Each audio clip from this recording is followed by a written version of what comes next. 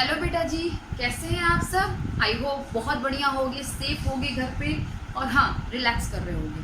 ठीक बेटा जी, सब चीज़ के साथ पढ़ाई भी करिए। मैं सालू आपको पढ़ाने आई हूँ केमिस्ट्री, ठीक है, क्लास 10th की केमिस्ट्री एक्चुअली। बेटा जी आई होप आप सिलेबस वगैरह तो देखे होंगे, फिर भी मैं कुछ चैप्टर्स हैं आपके जो आपको मैं बता देती हूँ। क्लास 10 के केमिस्ट्री में आपको क्या क्या पढ़ना है बेटा जी। बहुत ज़्यादा वास्ट सिलेबस नहीं है, सिलेबस छोटा सा है, कुछ ही चैप्टर्स है, लेकिन हाँ ध्यान से सुनिएगा, ध्यान से समझिएगा। पूरे चैप्टर्स को कुछ सीखने के लिए पढ़िएगा, ये नहीं कि बस सिलेबस कंप्लीट कर रहे हैं, कुछ सीखने की कोशिश करिएगा हर एक चैप्टर से। क्योंकि केमिस्ट्री आप जानते हो डे टू डे लाइफ में जो जो एक्टिविटीज़ हो रही हैं बस वो सारी चीज़ें क्या होती हैं, केमिस्ट्री होती हैं।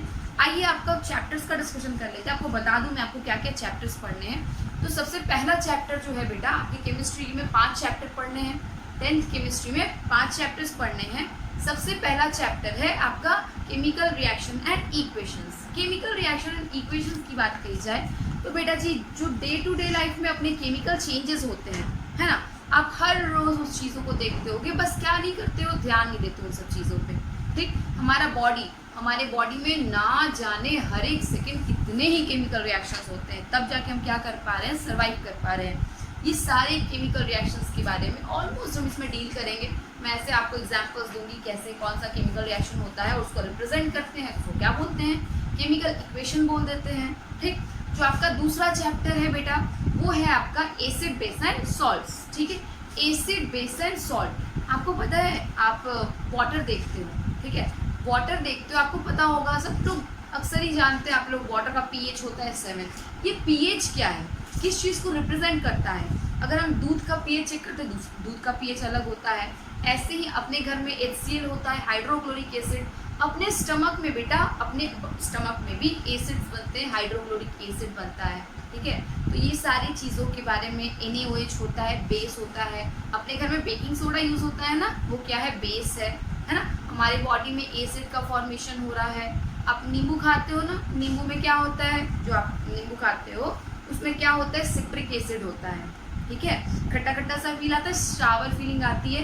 बस इस चैप्टर में हम लोग इन सब बेसिक चीज़ों के बारे में पढ़ेंगे। एसिड क्या होता है, बेस क्या होता है, सॉल्ट क्या होता है। साथ ही साथ एसिड बेस और सॉल्ट जो होता है उसकी कैरेक्टरिस्टिक क्या होते हैं, कैसा होता है टेस्ट में या टच में या फिर हर चीज़ में, ऑर्डर में कैसा होता है वो, उसका पीएच क्या होता है, उसका कैरेक्टरिस्टिक क्या होता है, बेसिक चीज़ें। फिर थर्ड चैप्टर है बेटा आपका metals and non metals. Metal and non metal, आप अपने एनवायरमेंट में जो भी चीज़ें देखते हो उनको ये दोनों चीज़ में आप क्या कर सकते हो, डिफ्रेंशिएट कर सकते हो, मेटल नॉन मेटल।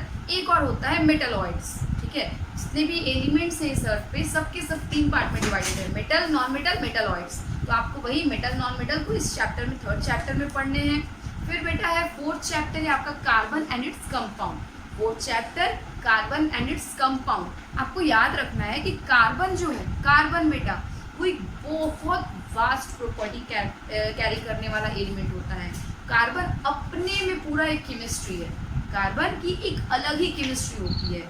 आपको पता है हम लोग किस चीज़ से बने हुए हैं, हम लोग पूरा का पूरा हमारा बॉडी जो है ना वो कार्बनिक कंपाउंड से बना हुआ है। इस चीज़ के बारे में डिस्कस करेंगे कार्बनिक कंपाउंड में, इसमें कार्बन के बारे में, कार्बन से क्या क्या कंपाउंड्स बनते हैं, ये सारी चीज़ें डिस्कस करेंगे। थोड़ा टाइम वेट कर लीजिए। फिर नेक्स्ट चैप्टर है बेटा आपका पीरियोडिक क्लासिफिकेशन। पीरियोडिक क्लासिफिकेशन में आपको पढ़ना है पीरियोडिक टेबल के बारे में। पीरियोडिक टेबल के बारे में आप शायद जानते हो, थोड़ा बहुत सुना होगा नाम बस। इस अर्थ पे बहुत सारे एलिमेंट्स हैं, बहुत सारे। कुछ को आप जानते हो जैसे आयरन हो गया, कॉपर हो गया, है ना, जो डे टू डे लाइफ में आप लोग देखते हो। इसके अलावा ना जाने कितने सारे एलिमेंट्स हैं। सारे एलिमेंट के बारे में हमको इस चैप्टर में पढ़ना है, कितने सारे एलिमेंट्स एग्जिस्ट करते हैं और सारे एलिमेंट्स में क्या क्या कैरेक्टरिस्टिक होती है, उसको कैसे एक जगह अरेंज करके रखा गया है। ठीक है, एक स्ट्रक्चर, एक टेबल बनाया गया है जिसमें सारे के सारे एलिमेंट्स को अरेंज करके रखा गया उनकी प्रॉपर्टी के बेसिस पे। उसी को हम लोग क्या कहते हैं, पीरियोडिक टेबल। और पीरियोडिक टेबल आपको इस 5th चैप्टर में पढ़ना है ना, कैसे उसका डेवलपमेंट हुआ था, कैसे अरेंजमेंट होता है, ये सारी चीज़ें।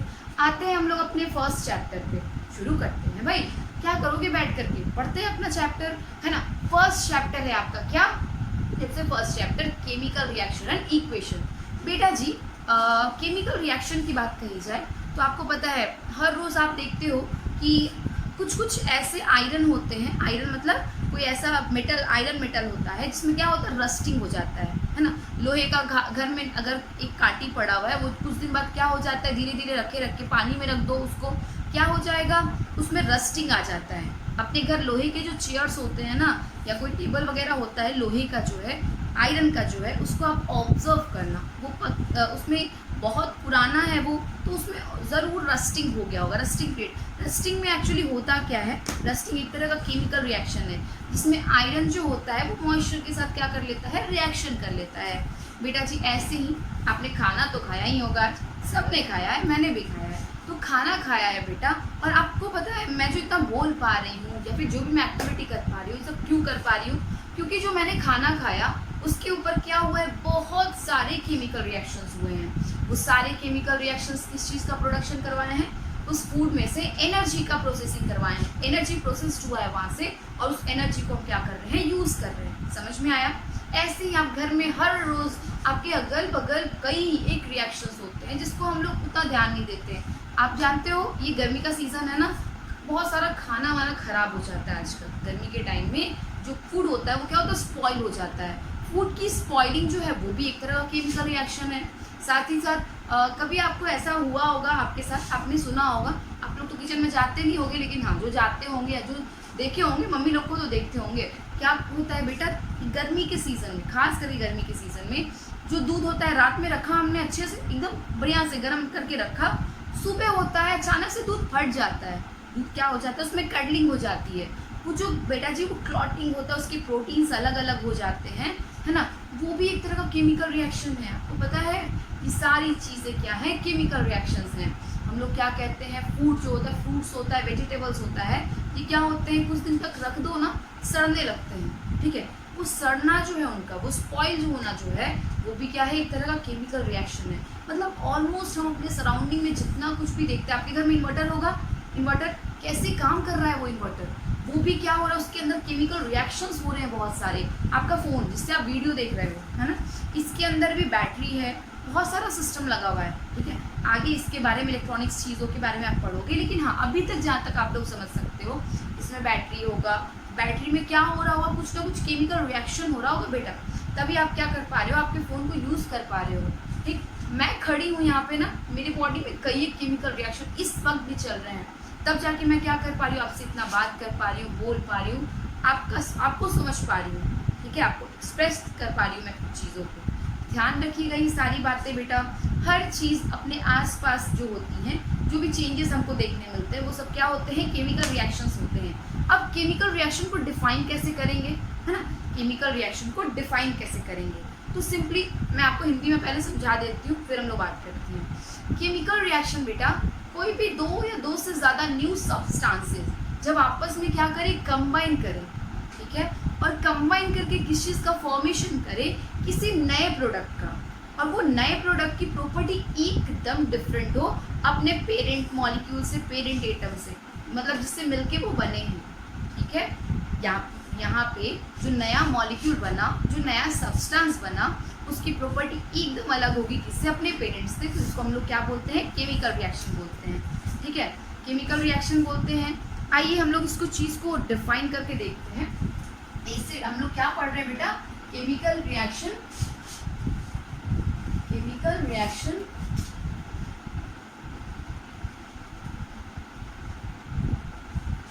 एंड इक्वेशन, ठीक है, केमिकल इक्वेशन भी कहते हैं इसको। अच्छा बेटा अगर आपको आवाज़ मेरी प्रॉपर नहीं आ रही होगी या वीडियो मेरी प्रॉपर नहीं आ रही होगी तो आप बिल्कुल मुझे बता सकते हैं, ठीक है, ज़रूर मुझे इन्फॉर्म करिएगा। हम लोग क्या पढ़ रहे हैं, केमिकल रिएक्शन एंड इक्वेशंस पढ़ रहे हैं। तो इसमें सबसे पहली बात हमने की, कुछ डिस्कस किया कि केमिकल रिएक्शन क्या होते हैं और केमिकल रिएक्शन कैसे होते हैं, इसके बारे में बताया। जैसे कि आपको पता है हमारे सराउंडिंग में ना जाने कितने अनगिनत गैसेस प्रेजेंट होते हैं अपने एनवायरनमेंट में, कई ये गैसेस प्रेजेंट, जिसमें एक क्या है, हाइड्रोजन है, hydrogen gas, that is H2 gas. मतलब रूम टेम्परेचर पे जो हाइड्रोजन होता है वो कौन से स्टेट में होता है, गैसियस स्टेट में, गैस के फॉर्म में होता है हाइड्रोजन, ठीक है। तो ये क्या है, हाइड्रोजन गैस है। साथ ही साथ बेटा यहाँ पे अपने एनवायरनमेंट में क्या होता है, ऑक्सीजन होता है, क्या होता है, ऑक्सीजन होता है, ऑक्सीजन भी होता है अपने एनवायरनमेंट में, तभी तो हम लोग ब्रीदिंग कर पा रहे हैं, ब्रीदिंग कर रहे हैं तो अपने अंदर ऑक्सीजन जा रहा है, मतलब एनवायरनमेंट में क्या है, ऑक्सीजन भी, और कौन से फॉर्म में है, गैस के फॉर्म में। तो O2 भी है किस फॉर्म में, गैस के फॉर्म में। आपको पता है जब H2 और O2 आपस में मिलता है, जब H2 गैस O2 गैस के साथ क्या करता है, H2 ने O2 को देखा, दोनों क्या किए, एक दूसरे से कंबाइन किए, किस चीज़ का फॉर्मेशन हो गया, H2O का। किस चीज़ का, H2O का। यहाँ क्या बना, H2O। देखिए H2 क्या है, रूम टेम्परेचर पे गैस होता है, O2 भी क्या होता है, रूम टेम्परेचर पे गैस ही होता है। लेकिन बेटा जो H2O प्रोडक्ट बना, ये क्या है, ये जो रिएक्ट कर रहे हैं आपस में ना, इन दोनों को हम लोग क्या कहते हैं, रिएक्टेंट्स कहते हैं। क्या कहते हैं, रिएक्टेंट्स कहते हैं। और जो इन दोनों के रिएक्ट करने से बनता है उसको क्या कहते हैं, प्रोडक्ट कहते हैं। तो ये क्या है, मेरा प्रोडक्ट है। आप देख रहे हो रिएक्टेंट और प्रोडक्ट कितने डिफरेंसेस है दोनों में। रिएक्टेंट्स हमारे दोनों क्या है, गैसेस स्टेट में है, दोनों ही रूम टेम्परेचर, मतलब जिस टेम्परेचर पे हम लोग रह रहे हैं, हमारा रूम टेम्परेचर है, इस टेम्परेचर पे क्या है बेटा, H2 और O2 दोनों क्या है, गैसियस फॉर्म में है। लेकिन जो H2 बना है, आपको पता है घर में पानी क्या गैसियस फॉर्म में होता है। आप पीते हो गैस को, पीते हो नहीं ना, लिक्विड फॉर्म में होता है H2O। तो ये H2O किस फॉर्म में होगा, लिक्विड के फॉर्म में। समझ में आई बात। ये है केमिकल रिएक्शन। यहाँ पे क्या हो रहा है, ये दो सब्सटेंस आपस में क्या कर रहा है, कंबाइन कर रहा है। किस चीज़ का फॉर्मेशन कर रहा है, किसी न्यू सब्सटेंस का, कोई न्यू मॉलिक्यूल का फॉर्मेशन कर रहा है। और जो न्यू मॉलिक्यूल की प्रॉपर्टी है बेटा, न्यू मॉलिक्यूल की प्रॉपर्टी है, फिजिकल प्रॉपर्टी का हो, केमिकल प्रॉपर्टी का हो, वो सब क्या है, बिल्कुल अपने रिएक्टेंट से, बिल्कुल अपने पेरेंट एटम से डिफरेंट है। बात समझ में आई बाबू, कोई दिक्कत नहीं ना। चलिए यहाँ पे हम लोग कुछ और चीज़ें डिस्कस करते हैं बेटा। जैसे हाँ, केमिकल रिएक्शन का डेफिनेशन क्या होता है ये बता दूं मैं। तो सिंपली बेटा, when two or more different substances combine to form a new product, when two or more different substances combine to form a new product with different properties is called a chemical reaction. Or a chemical reaction is a process in which two or more different substances combine to form a new product. इसको लिख लेते हैं बेटा, आपको फिर समझ में आएगा। देखिएगा एक बार, सुनिएगा ध्यान से। a chemical reaction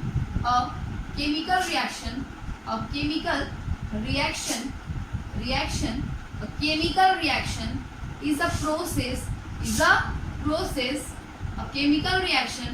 a process in which, आप भी बोलिए, a chemical reaction in a process in which, आप भी बोलिए, आपको याद होगा बेटा, रिपीट करिए। a chemical reaction is a process in which two or more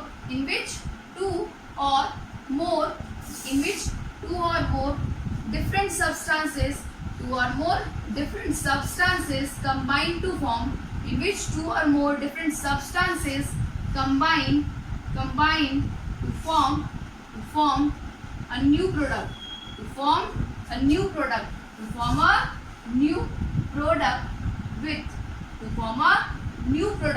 with different properties, या फिर with new properties। आप ये भी कह सकते हो, this one is better actually, आप कह सकते हो इसको विद डिफरेंट प्रॉपर्टीज और विद न्यू प्रॉपर्टीज। कह रहे थे बेटा, क्या कह रहे थे हम लोग कि केमिकल रिएक्शन का डेफिनेशन क्या होता है। Chemical reaction, a chemical reaction is a process in which two or more different substances combine to form a new product with different properties या फिर विद न्यू प्रॉपर्टीज। आपकी मर्जी, विद डिफरेंट प्रॉपर्टीज। हाँ, जो नया प्रोडक्ट बनता है उसके पास ऑब्वियसली कुछ डिफरेंट प्रॉपर्टी होता है, कुछ न्यू प्रॉपर्टी होता है, इसीलिए मैंने क्या बोला, विद डिफरेंट प्रॉपर्टीज या फिर विद न्यू प्रॉपर्टीज। ध्यान रखिएगा मेरी बातों को।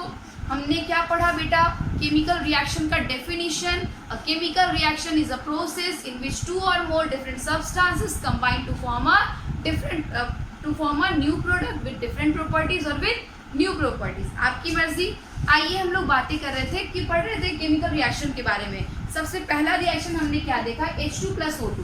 ठीक है। अच्छा, केमिकल रिएक्शन में होता क्या है, केमिकल रिएक्शन में होता क्या है बेटा।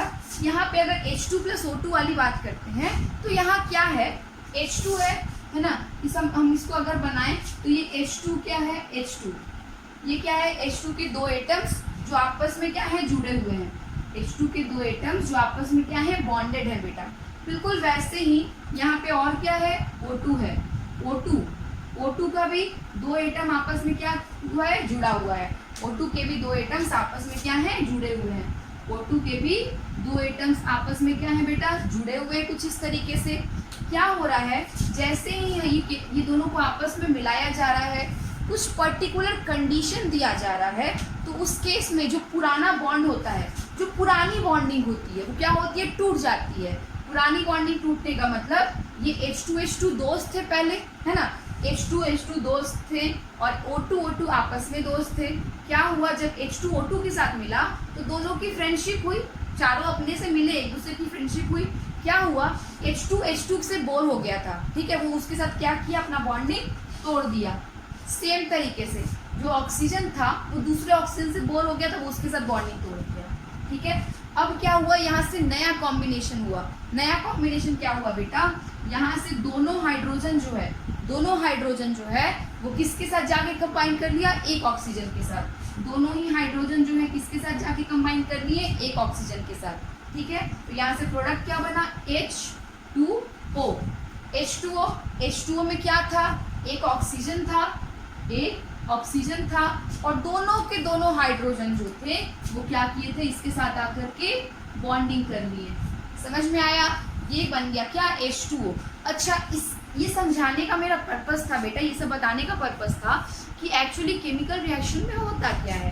केमिकल रिएक्शन में क्या होता है, जो पुरानी बॉन्डिंग्स होती है, जो पहले से बनी हुई है बॉन्डिंग्स, वो बॉन्डिंग्स क्या होती है, टूट जाती हैं, ठीक है। पुरानी बॉन्डिंग्स टूट जाती हैं और क्या होता है, नया बॉन्ड बनता है ना। जो पुराने एटम्स थे वो आपस में क्या करते हैं, बॉन्डिंग को तोड़ लेते हैं और दूसरे नए एटम्स के साथ मिलकर के क्या करते हैं, कंबाइन कर जाते हैं, नया फॉर्म बनाते हैं, ठीक है। यहाँ पे ध्यान रखिएगा, यहाँ पे हाइड्रोजन और ऑक्सीजन रिएक्शन में इन्वॉल्व था। जो प्रोडक्ट बन रहा है उसमें भी कौन सा एटम है, हाइड्रोजन का और ऑक्सीजन का। ऐसा नहीं है कि हाइड्रोजन ऑक्सीजन की जगह पे क्लोरीन आ गया, ऐसा नहीं है कि हाइड्रोजन ऑक्सीजन की जगह पे हीलियम आ गया। हाइड्रोजन और ऑक्सीजन जो है एटम्स में चेंजेस नहीं हो रहे, बॉन्डिंग्स में चेंजेस हो रहा है, ठीक है। एटम्स चेंज नहीं हो रहे, बॉन्डिंग्स चेंज हो रहे हैं। ऐसा नहीं है कि कोई दूसरा एटम चला रहा है बाहर से। जो एटम्स वहाँ पे प्रेजेंट है, जो रिएक्टेंट्स में एटम प्रेजेंट है, वही क्या कर रहे हैं, प्रोडक्ट का फॉर्मेशन कर रहे हैं। कोई भी बाहर से एटम नहीं आ रहा है, या फिर ये एटम्स अपने आप को किसी दूसरे एटम में ट्रांसफॉर्म नहीं कर रहे हैं। H2 जब O2 के साथ कंबाइन कर रहा है तो यहाँ क्या बन रहा है, H2O, जिसमें हाइड्रोजन ऑक्सीजन दोनों ही प्रेजेंट है। I hope you are getting my point. आप लोग को सारी बातें मेरी समझ में आ रही होंगी, ठीक है। हम लोग कुछ और बातें अगर डिस्कस करनी चाहें, ये सब हटा देते हैं। आई होप समझ रहे होगे आप, है ना। देखिए इसके आगे क्या हम लोग कर सकते हैं। तो बेटा जी क्या पढ़ रहे थे हम लोग, क्या समझ रहे थे। अभी तक हम लोगों ने छोटी छोटी बातें की हैं। केमिकल रिएक्शन क्या होते हैं, केमिकल रिएक्शन में कौन से बॉन्ड टूटते हैं, कौन से बॉन्ड बनते हैं। एटम्स का क्या होता है, रीअरेंजमेंट होता है। मतलब एटम्स जो हैं एक जगह से उठ के दूसरी जगह चले जाते हैं, मतलब एटम्स का क्या हो जाता है, रीअरेंजमेंट हो जाता है। आते हैं हम लोग कुछ और बातें आगे की करते हैं। अब बेटा आपने अपना टेक्स्ट बुक देखा होगा या देखोगे आगे टेक्स्ट बुक, तो आपको उसमें कुछ देखने मिलेगा कि रिएक्शंस कैसे कैसे होते हैं। एक सबसे पहला एक्टिविटी, आपका एनसीईआरटी बुक है, एनसीईआरटी जरूर पढ़े बेटा। एनसीईआरटी आपका बेस है। आप एनसीईआरटी को पूरा पढ़ोगे ना, एकदम एक एक छोटी छोटी पॉइंट्स एनसीईआरटी को पूरा पढ़ा करें। जहाँ तक मैं पढ़ाऊंगी आप एनसीईआरटी आज के आज वहाँ तक पूरा पढ़ जाइएगा। एनसीईआरटी इज कंपल्सरी, ठीक है। एनसीईआरटी आपका बेस मजबूत करेगा, मतलब सारा का सारा कंटेंट आपके एनसीईआरटी में होता है। एनसीईआरटी का सबसे पहला एक्टिविटी, ठीक है, या फिर आपके किसी भी टेक्स्ट बुक में आप देखोगे, आपका जो साइड बुक चलता है ना, आप साइड बुक में भी देखना, आपका सबसे पहला एक्टिविटी जो है वो है, हम लोग क्या करते हैं, एक मैग्नीशियम रिबन लेते हैं। क्या लेते हैं, मैग्नीशियम रिबन। सॉलिड होता है ये, क्या करते हैं, इसको बर्न करते हैं, ठीक है। किस चीज़ का फॉर्मेशन करता है, MgO।